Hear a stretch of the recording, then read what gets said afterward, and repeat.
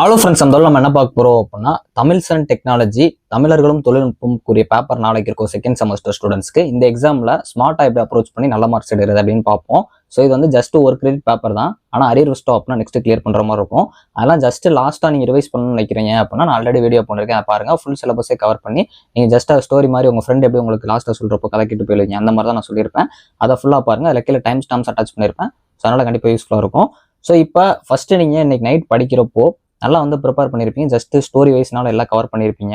சப்கேட்டிங்ஸை நல்லா படிச்சு வச்சுக்கோங்க, அதை மறக்க வச்சுறாங்க. சப்கேட்டிங்ஸும் இது போக வந்து ஸ்பெல்லிங் மிஸ்டேக் எங்கெல்லாம் வரும். இப்போ வாழ்க்கை அப்படின்னா அந்த இடத்துல வந்து வாயில் இக்கு வரும், அந்த இடத்துல வந்து அந்த இக்கு விட்டுரும் ஒரு சில இடத்துல. இந்த மாதிரி ஒரு சில இடம் வந்து மிஸ்டேக் வரும், அதெல்லாம் வந்து கரெக்டாக நோட் பண்ணிக்கோங்க. தமிழாக்கம் செய்கிற மாதிரி 15 யூனிட்ல வரும், அதுவும் ஜஸ்ட் பார்த்துக்கோங்க. இந்த ரெண்டு தான் நம்மளை கன்ஃபியூஸ் பண்ணும். மித்தபடிக்கு நீங்கள் ஓனாக எழுதுற மாதிரி தான் இருக்கும். பேஜஸ்ன்னு பார்க்குறப்போ ஓரளவு கொண்டு போக பாருங்க. அதே மாதிரி ரொம்ப டைம் ஸ்பெண்ட் பண்ணாமல் கரெக்டான டைம் மேனேஜ்மெண்ட் யூஸ் பண்ண பாருங்க. ப்ரெசன்டேஷன் தமிழ் பொறுத்த வரைக்கும் ரொம்ப ரொம்ப முக்கியமான ஒன்று. அதாவது ஹெட்டிங் போட்டு எப்பயுமே ஒரு கொஸ்டின் எழுத போறீங்கன்னா ஃபர்ஸ்ட் அவங்க கொடுத்துருக்கதே ஹெட்டிங் எழுதுங்க. இப்போ பருத்தி பெண்டர் அப்படின்னா அதை ஃபர்ஸ்ட் எழுதிட்டு அதுக்கப்புறம் எக்ஸ்பிளனேஷன் ஆரம்பிங்க. அதே மாதிரி ஒரு கொஸ்டின் பிக் கொஸ்டின் ஆரம்பிங்க அப்படின்னாலும் சரி, அதுக்குரிய டெஃபினேஷன் கொடுத்துட்டு ஆரம்பிங்க. இது வந்து மெயின். ஏன்னா நீ ஒரு கொஸ்டின் கொடுத்துட்டு அடுத்த கொஸ்டின் கொடுக்க மாட்டீங்க, அதனால இதை கரெக்டாக ஞாபகம் வச்சுக்கோங்க. ஸோ ப்ரெசன்டேஷன்ல சப்கெட்டிங்ஸ் ரொம்ப ரொம்ப முக்கியமான ஒன்று. பொயட்டிக் லைன்ஸும் ரொம்ப ரொம்ப முக்கியமான ஒன்று. அதாவது வந்து ஒரு பாடல் வரிகள், அதாவது ஒவ்வொரு யூனிட்டுக்கும் ஒரு பாடல் வரிகளை ஜஸ்ட் பார்த்து வச்சுக்கோங்க. இப்போ மொதல் பாடத்துக்கு ஏதாச்சும் ஒரு பாடல் வரிகள் பார்த்து வச்சுக்கோங்க, ரெண்டாம் பாடத்தை பார்த்து வச்சுக்கோங்க, மூணாம் பாடத்தை பார்த்து வச்சுக்கோங்க. இந்த மாதிரி பார்த்து வச்சிட்டீங்க அப்படின்னா அந்த யூனிட்ல இருந்து கேட்குறப்போ உங்களால் பாடல் வரிகள் கொடுக்க முடியும். இது அடிஷ்னலாக மார்க்ஸ் உங்களுக்கு கண்டிப்பாக வாங்கி கொடுக்கும். பிகாஸ் அந்த பாடல் வரிகள் நீங்கள் கொடுக்குறப்போ பேஜஸும் கொஞ்சம் எக்ஸ்ட்ரா கொண்டு போகிற மாதிரி இருக்கும், நீங்கள் பார்க்கவும் நீட்டாக இருக்கும். அதனால் அதை கொடுக்க பாருங்க. ஸோ பிகாஸ்லாம் மோஸ்ட்லி அந்த ஸ்டார்டிங், அதாவது அறிமுகம் மாதிரி கொடுத்துட்டு கடைசி முடிக்கிறப்போ கன்க்ளூஷன் மாதிரி கொடுக்க பாருங்க, டைம் கிடச்சி அப்படின்னா. ஸோ அதே மாதிரி வந்து ஸ்பெல்லிங் மிஸ்டேக்கு கரெக்டாக தெளிவாக பார்த்து வச்சுக்கோங்க. நிறைய மிஸ்டேக் விட்டுறாங்க.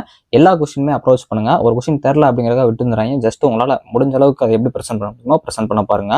ஸோ எல்லாமே ஆர்டர் வைஸில் தான் மோஸ்ட்லி வரும், யூனிட் வைஸாக தான் வரும். அதனால் ஒவ்வொரு யூனிட்ல என்ன சொல்லியிருக்கேன் அப்படிங்கிறத பாருங்க. நான் ரிவிஷன்ல சொல்லியிருப்பேன் ஒவ்வொரு யூனிட்ல என்ன சொல்லியிருக்காங்க அப்படின்னு சொல்லிட்டு. கொஸ்டினுக்கு டெஃபினேஷன் கொடுக்க பாருங்க. ரிவிஷன், அதாவது லாஸ்ட் நம்ம ரிவிஷன் பண்ணணும், நான் இன்னும் படிக்கவே இல்லை அப்படின்னீங்கன்னா நம்மளோட லாஸ்ட் மினிட் ரிவிஷன் வீடியோ பாருங்க. ஸோ எல்லாமே கவர் ஆயிரும். இம்பார்ட்டன்ட் கொஸ்டின் பாருங்க. இந்த ரெண்டையுமே நீங்கள் கவர் பண்ணிட்டீங்கன்னா மோஸ்ட்லி தமிழில் சென்டமே போடலாம். ஸோ அதுக்கப்புறம் வந்து ஃப்ரண்ட் பேஜில் யாரும் மிஸ்டேக் பண்ணிடுறாங்க, அந்த டிக் அடிக்கிறது அதெல்லாம் டைம் மேனேஜ்மெண்ட் கரெக்டாக பார்த்துக்கோங்க. ஏன்னா டைம் மோஸ்ட்லி உங்களுக்கு தமிழ்ங்கிறப்போ எடுக்க தான் செய்யும். அதுக்கேற்ற மாதிரி மேனேஜ் பண்ணுற மாதிரி பார்த்து வச்சுக்கோங்க. இப்போ ஒரு கேம் விளாட போறீங்க அப்படின்னா அதை நான் உங்களுக்கு புரியுற மாதிரி லாங்குவேஜில் சொல்கிறப்போ உங்களால் ஈஸியாக அதை புரிஞ்சு அக்செப்ட் பண்ணிக்க முடியும், எழுத முடியும், இல்லை உங்களால் அதை ப்ளே பண்ண முடியும். இதே நான் உங்களுக்கு புரியாத லாங்குவேஜில் சொல்கிறேன்னா அதை நீங்கள் பார்த்து கொஞ்சம் கொஞ்சமாக தான் புரிஞ்சு அதுக்கப்புறம் அதை அண்டர்ஸ்டாண்ட் பண்ண லேட் ஆகும். அதே மாதிரி தான் நம்மளோட தாய்மொழி அப்படிங்கிறது தமிழ் தான். ஸோ தமிழோட பேப்பர் அப்படிங்கிறப்ப ரொம்ப ஸ்ட்ரெஸ் பண்ணாமல் ஸ்பெல்லிங் மிஸ்டேக் மட்டும் தவிர்த்துட்டீங்க அப்படின்னாலே இந்த பேப்பரில் ஈஸியாக மார்க் எடுத்துடலாம். ஸ்டோரி ஃபார்மேட்டில் கேட்டு கரெக்டான ப்ரெசன்டேஷன் பண்ணிங்கனாலே மோஸ்ட்லி போதும். இல்லை நீ ஆல்ரெடி படிச்சிருக்கீங்க அப்படின்னா அதை கரெக்டாக ப்ரெசென்ட் பண்ண பாருங்க. தமிழ் ஈஸியாக தான் வரும், எக்ஸ்பெக்ட் பண்ணுற கொஸ்டின் எல்லாமே இருக்கும். நம்ம கொடுத்த இம்பார்ட்டன்ட் கொஸ்டின் ரிவிஷன் வீடியோ பார்த்துருங்க. கண்டிப்பாக யூஸ்ஃபுல்லாக இருக்கும்னு நினைக்கிறேன். All the best. எல்லாரும் எக்ஸாம்ஸ் நல்லா பண்ணுங்க. தேங்க்ஸ் ஃபார் வாட்சிங்.